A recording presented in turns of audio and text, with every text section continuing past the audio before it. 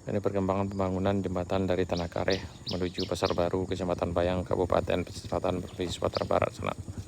Hari ini hari Selasa tanggal 22 Juli 2025 sekitar jam 6:55. Jadi yang melintas ini harus lewat jembatan kecil ini. Untuk kendaraan roda 2 maupun roda 4 itu ambil jalur alternatif ke arah Sungai Putih ataupun ke arah Lumpo, dan juga bisa dari arah Bayang dari lereng bukit sana. Jadi untuk yang melintas harap bersabar yang dengan kendaraan.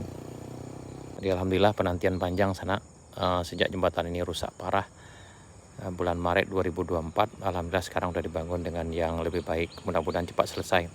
Ini menelan biaya sekitar lebih kurang 1 miliar dalam waktu 120 hari, sekitar 4 bulan sana, dan udah berjalan sekitar 1 bulan ya.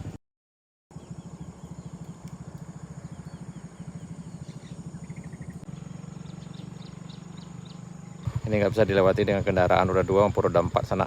Nah ini sana kita udah lewat sini, terpaksa harus mutar ke arah Sungai Putih ataupun ke arah lereng bukit.